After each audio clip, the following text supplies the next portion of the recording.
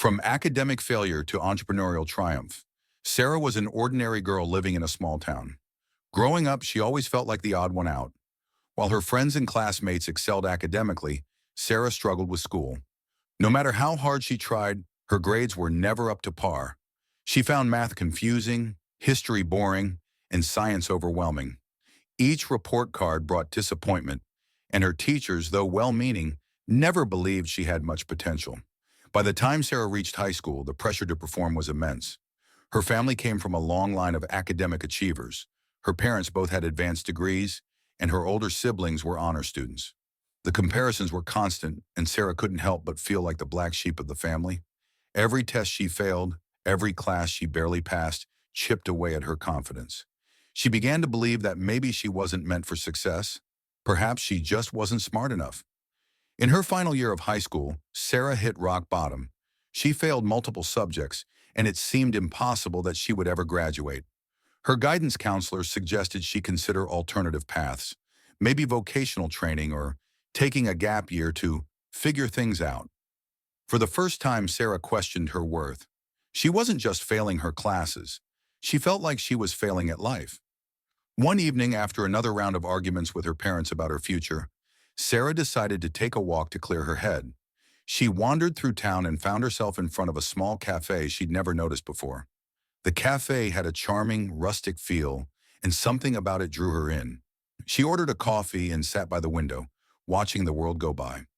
The calm ambiance of the cafe soothed her, and for the first time in a long while, she felt at peace. The cafe owner, an elderly woman named Mrs. Jacobs, noticed Sarah sitting alone. She approached her, offering a piece of homemade cake on the house. They began chatting, and soon Sarah found herself pouring out her heart about her struggles in school, her family's expectations, and her feelings of inadequacy. Mrs. Jacobs listened patiently, her kind eyes never leaving Sarah's face. When Sarah finished, Mrs. Jacobs smiled and said, "You remind me a lot of myself at your age. I wasn't great at school either, and for a long time, I thought that meant I wouldn't succeed in life. But success doesn't always come from books and grades. Sometimes it comes from passion, determination, and finding your own path." Sarah was surprised. Mrs. Jacobs owned a successful cafe, and by all appearances, she seemed content and fulfilled.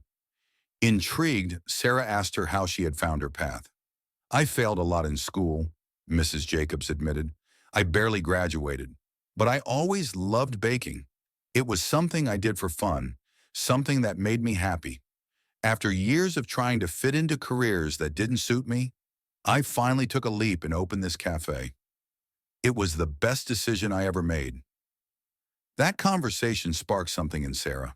For the first time, she realized that there were other ways to succeed in life, ways that didn't require a perfect GPA or a university degree. She started thinking about her own passions. What did she love? What made her happy?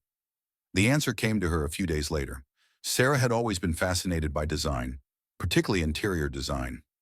As a child, she would spend hours rearranging the furniture in her room, creating mood boards with magazine cutouts, and experimenting with color schemes. She realized that while school hadn't been her strong suit, creativity was. She had an eye for aesthetics and a natural talent for transforming spaces. Determined to pursue her newfound passion, Sarah began teaching herself the basics of interior design. She watched tutorials online, read blogs, and practiced by redesigning her own room. She saved up money from a part-time job and enrolled in a few online courses to sharpen her skills. For the first time in her life, Sarah felt excited about learning. This wasn't like school, where she felt forced to memorize facts and figures. This was something she genuinely enjoyed. After graduating high school just barely, Sarah decided not to follow the traditional college route. Instead, she took a job at a local interior design firm as an assistant. It wasn't glamorous work. Most of her tasks involved running errands and organizing samples, but she was surrounded by designers and learning every day. She soaked up knowledge like a sponge, observing how projects were planned, how clients were handled, and how spaces were transformed. Despite her lack of formal education, Sarah's passion and work ethic didn't go unnoticed. Within a year, she was given more responsibility, helping with small projects and offering input on designs. Clients began to request her by name, impressed by her fresh ideas and creative approach. After a few years of working at the firm, Sara felt ready to strike out on her own. She started her own interior design business, offering her services to friends, family, and local businesses. It was slow at first, but word spread about her unique style and attention to detail. Soon, Sara's business was thriving, and she was designing homes, offices, and retail spaces all over town. Sara's success didn't come from academic achievements or following a traditional path. It came from finding her passion, believing in herself, and working tirelessly to improve her skills. She learned that failure in one area of life didn't mean failure in all areas. Just because she hadn't excelled in school didn't mean she couldn't excel in life. Today, Sara's interior design business is one of the most sought after in the region. She's been featured in local magazines, won awards for her innovative designs, and even opened her own design studio. Looking back, Sara realizes that failing in school was a blessing in disguise. It pushed her to find her true calling and gave her the strength to carve her own path.